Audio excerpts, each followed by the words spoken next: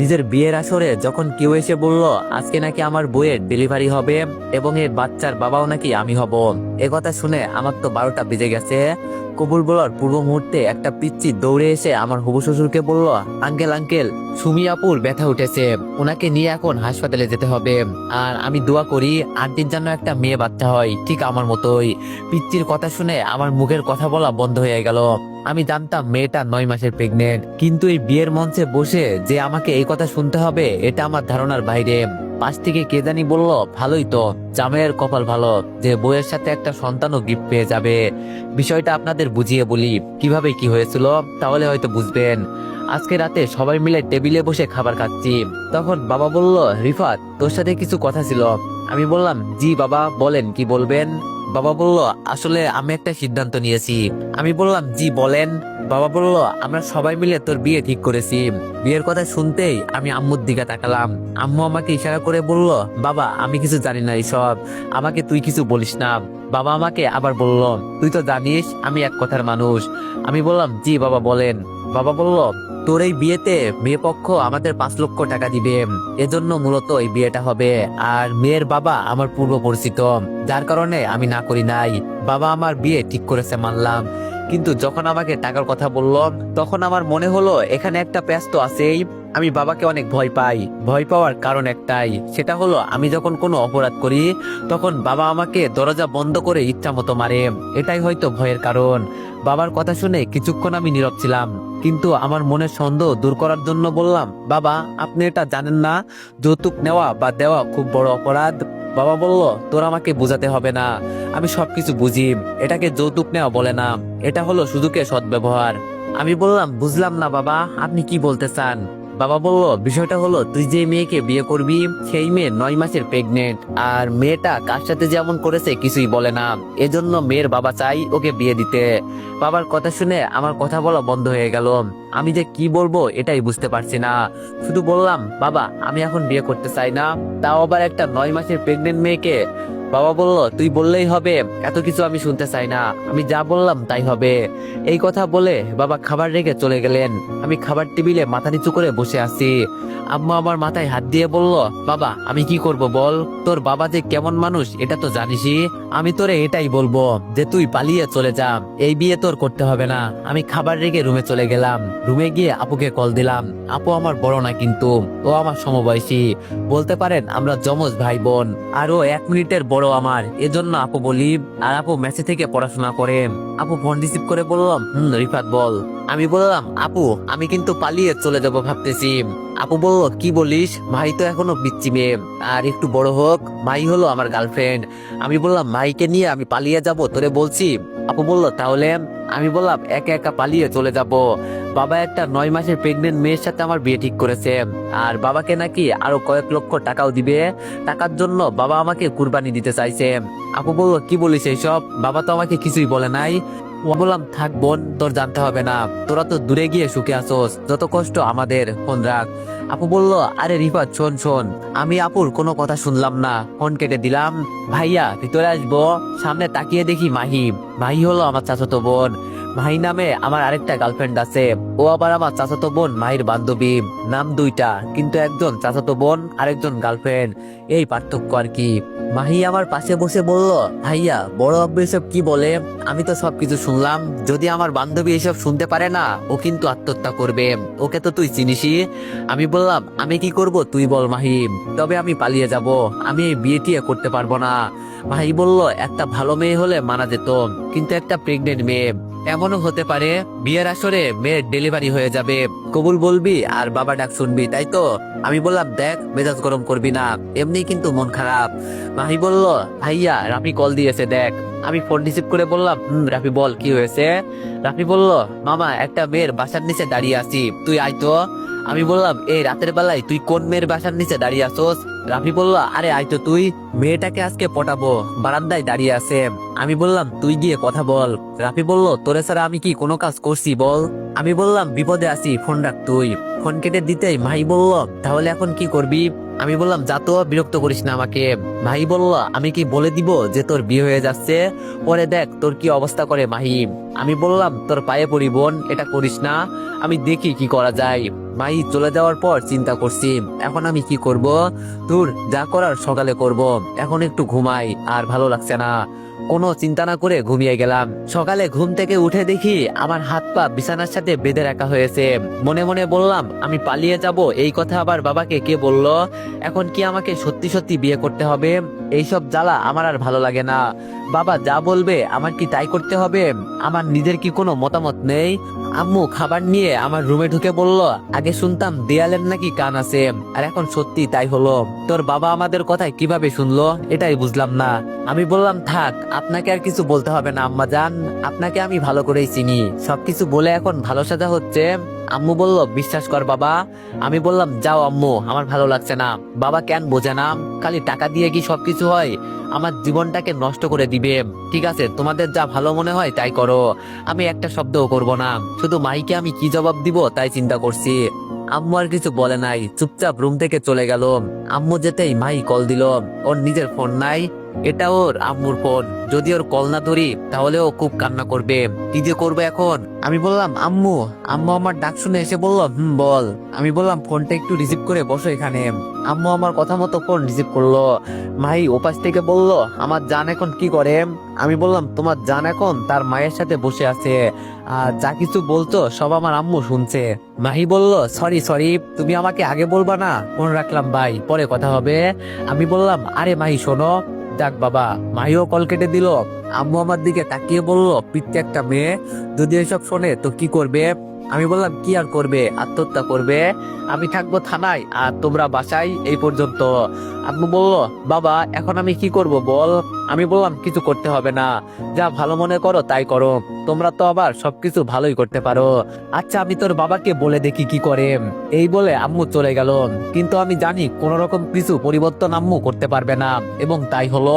কিছুক্ষণ পর আমাকে সাজিয়ে তুলে নিয়ে গেল। আর বাকিটা তো আপনারা জানেন, কবুল বলার আগে কি হয়েছে। যাক এখন বর্তমানে আসা যাক। মেয়ের ডেলিভারি হবে শুনে বাবা বলল সবকিছু তো শেষ, এখন কবুল বলার বাকি। মেয়েকে 3বার কবুল বলতে বলেন যাতে বিয়েটা হয়ে যায়। মেয়ের বাবা বলল হাসপাতালে বিয়ে হবে ওদের, চলেন। কিন্তু কে জানি এসে বলল আর হাসপাতালে যেতে হবে না, মেয়ের নাকি ছেলে বাচ্চা হয়েছে, আর মেয়ের বাবাকে যেতে বলছে। আমার বাবা আমার দিকে তাকিয়ে বলল ভিতরে চল, তোর ছেলে হয়েছে মানে আমার নাতি। আমি বাবার কথা শুনে চুপচাপ বসে আছি। মনে মনে বললাম সবকিছু আরেক বেটা করেছে, আর এখন ফ্রিতে বাপ হবো আমি। বাহ বাঙালি বাহ। আমি আমার শ্বশুরের দিকে তাকিয়ে বললাম মেয়ে কালো হলেও আমি মেনে নিতাম, যদি পঙ্গু হতো তাও আমি মেনে নিতাম, কিন্তু একটা ছেলের মা এখনো। এখন আমি কি মেনে নিব? এর থেকে আপনারা সবাই আমাকে মেরে ফেলেন, আমি এটাই মেনে নিব। আমি এই কথা বলতে একটা মহিলা এসে আমার হাত ধরে বলল আমার সাথে চলো, আমার মেয়ে তোমাকে কিছু বলতে চাই। মহিলাটা আমার হাত ধরে আমাকে ভিতরে নিয়ে গেল। ভিতরে যেতেই দেখি কয়েকজন মহিলা আর মাঝখানে একটা মেয়ে, ওর কোলে আবার একটা বাচ্চা। তার মানে এটাই কি সেই মেয়ে? মানতে হবে মেয়েটা সুন্দর আছে, চোখ রাখা যায় না মেয়েটার উপর, এতটাই সুন্দর। মেয়েটা নিজের মাকে রেখে সবাইকে যেতে বলল। সবাই যাওয়ার পর মেয়েটা আমাকে উদ্দেশ্য করে বলল আপনাকে কষ্ট দেওয়ার জন্য সরি। আমি ধীরে বললাম বুঝলাম। মেয়েটি বলল জানেন তো বাবার খুব আদরের মেয়ে আমি। আমি আমার খালাতো ভাইয়ের সাথে সম্পর্কে জড়িয়ে এইসব করছি, আর ও আমাকে বিয়ে করতে চেয়েছিল কিন্তু ওর পরিবার না করছে, যার কারণে আপনার সাথে বাবা বিয়ে ঠিক করেছে। আমার জন্য আপনি অযথা কেন কষ্ট পাবেন, এজন্য আমি ওদের বলছি বাচ্চা সহ আমি মারা যাব। এই কথা শুনে সবাই আসছে। আপনাকে কষ্ট দেওয়ার জন্য সরি। যাক তাহলে বাঁচা গেল, কি ভয়টাই না পেয়েছিলাম বিয়ে করার আগে বাচ্চার বাবা হয়ে যাব। এটা কি সোজা কথা? কি সাংঘাতিক কথা তাই না? আমি এবার একটু হাত ছেড়ে নিয়ে বসে বললাম আপনাকে যে কিভাবে ধন্যবাদ দিব আপু বলার বাইরে। জানেন আমার একটা পিচ্চি গার্লফ্রেন্ড আছে, মাত্র ক্লাস 10-এ পড়ে। ও যদি জানতো যে আমার বিয়ে হয়ে গেছে সরাসরি আত্মহত্যা করতো। জানেন আপু, মেয়েটি বলল এত পিচ্চি মেয়ের সাথে প্রেম করা ভালো না, আমি বাচ্চাটাকে কোলে নিয়ে বললাম, বাবু আমাকে আব্বু বলো তো, আর একটু হলেই তো সত্যি তোমার আব্বু হয়ে যেতাম। মেয়েটি হাসি দিয়ে বলল, সত্যি আব্বু হবেন নাকি? মেয়েটার কোলে বাচ্চাটা দিয়ে বললাম, মাফ করেন আমাকে। ইস বাবা, কি বড় বিপদ থেকে বাঁচালেন, নইলে আজকে সর্বনাশ হয়ে যেত। মেয়েটা আমার দিকে তাকিয়ে বলল, আমার নাম জানেন? আমি বললাম, এই কবুল বলার আগে একটা মেয়ে এসে বলছিল সুমিয়াপুর ডেলিভারি হবে। মেয়েটি বলল, ও তাহলে তো জেনেই গেলেন, আচ্ছা থাকেন, আমার বিয়েটা দেখে যান। আমি বললাম, বিয়ে হলে আর কি হবে, যা করার তো আগেই করে ফেলেছেন, এখন তো আর কিছু বাকি নাই। আমার কথা শুনে সুমি বলল, আপনি মিয়া বাজে কথা বলেন, যান বাইরে। আমি বললাম, উচিত কথা বললেই দোষ, তাই না? আর কিছু না বলে বাইরে চলে গেলাম। আর কিছুক্ষণের ভিতরে জানাজানি হয়ে গেল যে মেয়ের আসল বাবা এসে মেয়েকে বিয়ে করবে। কিন্তু ঘটনা এখানেই শেষ নয়, আমার বাবার থেকেও আরো বেশি ডেঞ্জারাস আমার হবু শ্বশুর। আমি যখন চলে যাব তখন আমাকে ডাক দিয়ে বলল, এই ছেলে এদিকে আসো। মনে মনে বললাম, হয়তো আমার কাছে মাপ চাইবে, এজন্য আমাকে ডাকছে। এখন আর মাপ চেয়ে কি করবে, আমি তো কিছুই মনে করি না, শুধু একটু ভয় পেয়েছি। আমি হবু শ্বশুরের সামনে গিয়ে বললাম, থাক আঙ্কেল, মাপ চাইতে হবে না, আমি কিছু মনে করি নাই, আর এইসব হয়েই থাকে মাঝে মাঝে। আমার হবু শ্বশুর হাসি দিয়ে বলল, তোমার বাবার মতোই আমিও এক কথার মানুষ, আমি যা বলি তাই করি। আমি তোমাকে একবার জামাই বলছি মানে তুমি আমার মেয়ের জামাই। আমার বড় মেয়ের সাথে তোমার বিয়ে হবে না তো কি হয়েছে, আমার আরেক মেয়ে আছে না। আমার বাবা তো হবু শ্বশুরের কথা শুনে লাফ দিয়ে আমাদের সামনে এসে বলল, এই না হলে আমার বিয়াই। আমি জানতাম আমার বিয়াই কিছু একটা করবে। এখন মেয়ে কোথায় আছে, ডাক দেন, দুই বোনের বিয়ে একসাথেই হয়ে যাক। বাবার কথা শুনে আমি পুরাই বোকা হয়ে গেলাম। এক সমস্যা দূর হতে না হতে আরেক সমস্যা এসে হাজির। আমার হবু শ্বশুর বলল, আমার মেয়ে লন্ডনে থাকে, ওখানে পড়াশোনা করে, ওদের বিয়ে হবে ভিডিও কলে, আমি সবকিছু রেডি করছি। এই কথা বলে হবু শ্বশুর ভিতরে চলে গেল। আমি বাবার দিকে তাকিয়ে বললাম, বাবা এইসব আপনি কি করছেন, আপনার মাথা খারাপ হয়ে গেছে? বাবা আমাকে ধমক দিয়ে বলল, চুপ কর তুই, আমার থেকে বেশি বুঝিস, মেয়ে লন্ডন থেকে পড়াশোনা করে, এখন চিন্তা কর ও কতটা শিক্ষিত হবে, আর সারা জীবন তোর কোনো কাজ করতে হবে না। আমার বৌমা লন্ডন থেকে এসে নিশ্চয়ই বড় কোনো চাকরি করবে। যা এখন তুই গিয়ে তোর জায়গায় বস, আর বাসায় যেতে হবে না। মনের ভিতরে আলাদা একটা রাগ হলো, এখন যে আমি কি করব এটাই বুঝতে পারছি না। মনে করছিলাম আমি হয়তো বেঁচে যাব, কিন্তু উল্টো মনে হচ্ছে বিপদ আমার দিকে এগিয়ে আসছে। কি যে কপাল নিয়ে আমি এই দুনিয়াতে আসলাম। আমি চুপচাপ আনমনে বসে এইসব চিন্তা করছি। কিছুক্ষণ পর একটা মাইক্রো এসে রাস্তার পাশে থামলো, আর গাড়ির ভিতর থেকে বরযাত্রী বের হয়ে আসলো। তার মানে এটাই কি সুমিয়াপুর হাজবেন্ড? হালারপুর দেখতে তো এতটাও সুন্দর না, কালো বেডা, আবার বউটা একদম ঝাঁকানাকা। বর এসে আমার পাশে বসেই বলল, তার মানে আপনি সুমিকে বিয়ে করতে এসেছেন? আমি একটু রাগ দেখিয়ে বললাম, ধুর মিয়া, আপনি আর কোনো কথাই বলবেন না, আপনার জন্য আজকে আমার সবকিছু শেষ। লোকটি বলল, বুঝলাম না ভাই। আমি বললাম, একটা বিষয় সমাধান হয়েছে যে আপনি সুমিকে বিয়ে করবেন, কিন্তু আপনার শ্বশুর নাকি এক কথার মানুষ। তিনি একবার আমাকে জামাই বলছেন আর আমি জামাই হয়ে গেলাম, এখন তো তিনি আমাকে যেতে দিবেন না। কি এক জ্বালাই পড়লাম যে ভাই আমি। লোকটি বলল, এখন আবার কি হয়েছে? আমি বললাম, কি হয় নাই তাই বলো। এখন আবার ছোট মেয়ের সাথে আমার নাকি বিয়ে দিবে, কি করব ভাই বলো? আমার একটা গার্লফ্রেন্ড আছে, সবকিছু শেষ হয়ে যাবে। হঠাৎ করে আমার শ্বশুর ভেতর থেকে বের হয়ে এসে বলল, সবকিছু রেডি আছে, কাজী সাহেব আপনি বিয়ে পড়ান। আগে সুমিয়াপুর বিয়ে শেষ হলো, আর যখন আমাকে বলা হলো কবুল বলতে, তখন আমি বাবাকে বললাম, বাবা আরেকবার বিষয়টা একটু চিন্তা করে দেখো, জীবন মরণের প্রশ্ন আমার। আমার কথা শুনে বাবা কোনো দামই দেয় নাই, উল্টো আমার হবু শ্বশুরকে বলল, আমি আমার বৌমাকে একটু দেখি। আমার হবু শ্বশুর ভিডিও কলে তার মেয়ের সাথে কথা বলছে, আর বাবা পাশ থেকে বলছে, মাশাআল্লাহ আমার বৌমা তো ভালোই সুন্দর আছে, এখন ভালোই ভালোই বিয়েটা শেষ করে ফেলি। আমার হবু শ্বশুর ফোনটা আমার হাতে দিয়ে বলল, আমার মেয়ে এখন কবুল বলবে, দেখো ও তোমার মতো ভয় পায় না, আর বিয়ে করতে কিসের এত ভয় আমি বুঝি না। আমি ক্যামেরার দিকে তাকিয়ে পুরোই বোকা হয়ে গেলাম। সুমি আপু তো তাও যথেষ্ট সুন্দর ছিল, আর এই মেয়ের দিকে তো চোখ তুলে তাকানোই যাচ্ছে না। দুধের মতো সুন্দর দুই বোন, আর এদের একবার দেখলে পছন্দ হবে না কার? যে কোনো মানুষ ওদের দেখলে পছন্দ করে ফেলবে। কাজী যখন মেয়েকে কবুল বলতে বলল, মেয়েটা চুপচাপ কবুল বলে দিল। তবে ও আড়ালে দিয়ে চোখের পানি মুছলো, এটা আমার নজরে এলো। হয়তো ওকে এই বিয়েতে জোর করা হয়েছে। এবার আমার কবুল বলার পালা। আমি চোখ বন্ধ করে মনে মনে বললাম, জানি না আমি কি সবকিছু শেষ করছি নাকি শুরু করছি। আমি তো এই বিয়ে করতে চাই নাই। কিন্তু এরপরও বাবা আমাকে জোর করে সবকিছু করাচ্ছে। আগে শুনতাম বাবা মা আমাদের জন্য যা করেন তা ভালোর জন্যই করেন, আর আজকে আমি সবকিছু হারিয়ে ফেলছি। একবারও চিন্তা করলাম না আমার পিচ্চি গার্লফ্রেন্ডের কি হবে। ওর তো কোনো দোষ নেই, ওরে জোর করে আমি রাজি করিয়েছি। আর আজকে যদি ও এইসব শুনতে পারে তাহলে কি করবে। এমনি মাই এত কিছু বোঝে না। এইসব চিন্তা করতে করতে চোখের কোণে হালকা জল এসে গেল। কাজী সাহেব আমাকে আবার বলল, বাবা একটু তাড়াতাড়ি কবুল বলো, আমাকে আরেকটা বিয়েতে যেতে হবে। আমি ফোনের দিকে তাকিয়ে একটা হাসি দিলাম আর বললাম, মাঝে মাঝে নিজের কিছু ইচ্ছে থাকে, কিন্তু আমাদের পরিবারের দিকে তাকিয়ে সবকিছু কুরবান করতে হয়। এটাই হয়তো আমাদের ভালোবাসা। শেষ পর্যন্ত আমি কবুল বললাম। কবুল বলতেই আমার বউ ফোনটা কেটে দিল। আমি চুপচাপ বসে আছি। বিয়ে করেছি ঠিকই, কিন্তু এখন আর আমার সাথে আমার বউ নেই। আমার শ্বশুর এসে আমার পাশে বসে বলল, বাবা দেখো আমার মেয়ে এতটাও খারাপ না, ও কয়েকদিন পর দেশে আসবে, তখন তুমি তাকে দেখে বুঝতে পারবে যে ও কেমন মেয়ে।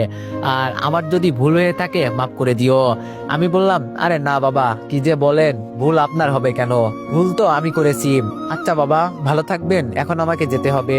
আমি এবার বাবাকে বললাম, তো চলেন এখন যাওয়া যাক। বাবা আমাকে ইশারা করে বলল, তুই যা, আমি আসছি। আমি নেমে একটু সামনে যেতেই সুমি আপুর হাজবেন্ড আমাকে ডাক দিল। আমি ওদের সামনে গিয়ে বললাম, জি বলেন। সুমি আপু আমার দিকে তাকিয়ে বলল, নিজের বিপদ নিজেই ডেকে আনলে। আমি ভাবছিলাম তোমাকে বাঁচিয়ে দিব, কিন্তু পারলাম না, আমাকে মাফ করে দাও। তবে একটা কথা, আমাকে দেখে তোমার যতটা ভালো মনে হয়েছে তার চেয়ে ভয়ানক কিন্তু আমার বোন। ও আমার ছোট বোন হয়, ওকে আমি ভালো করেই চিনি। প্রচুর রাগী একটা মেয়ে, ওর মতামতের বিরুদ্ধে কিছু হলে ও খুব রেগে যায়, আর আজকে তাই হয়েছে।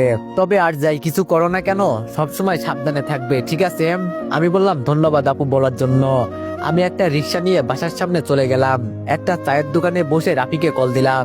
রাফি ফোন রিসিভ করে বলল, আমি মাত্র বাসা থেকে বের হয়েছি, তুই দোকানে বস, আসছি। কিছুক্ষণ পর রাফি চলে আসলো। রাফি আমার অবস্থা দেখে বলল, তোর শরীরে বিয়ের শ্বাস কেন, নাকি ইচ্ছে করে এইসব পড়লি? আমি বললাম, আমার সবকিছু শেষ হয়ে গেছে রাফি। রাফি বলল, বুঝলাম না, তুই কি বলতে চাস? আমি এক এক করে রাফিকে সব বললাম। সব শুনে রাফি বলল, ভাই কি এসব জানে? আমি বললাম, না এখনো জানে না, ভাবছি জানলে কি করবে। রাফি বলল, থাক, ওকে জানাতে হবে না, পরে এক সময় জানালে হবে। আর তোর বউকে তো দেখি না।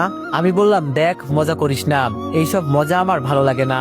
আমি আছি আমার চিন্তায়, এখন আমি কি করব? রাফি বলল, আমি কি বলবো তুই কি করবি? আমার মাথায় তো কোনো বুদ্ধি নাই। আমি কিছু বলতে যাব, তখন দেখি ফোনটা বাজতে লাগলো। মাই কল দিয়েছে। আমি যেটা আন্দাজ করলাম সেটাই হয়েছে। রাফির দিকে ইশারা করে বললাম, এখন আমি কি বলবো? রাফি বলল, আগে ফোন রিসিভ করে কথা বল। আর ও তো কিছু জানে না, এজন্য এত সন্দেহ করবে না তোরে। আমি রাফির কথা মতো ফোন রিসিভ করলাম। ফোন রিসিভ করতেই মাহি বলল, বেবি আমার না। আমি বললাম, কি বলো? মাহি বলল, আজকে এক বান্ধবীর বিয়েতে গিয়েছিলাম। আমি বললাম, আমাকে বললে না তো? মাহি বলল, তোমাকে বললে কি তুমি যেতে দিতে? আমি বললাম, আমাকে বলো নাই, তাহলে এখন বলছো কেন?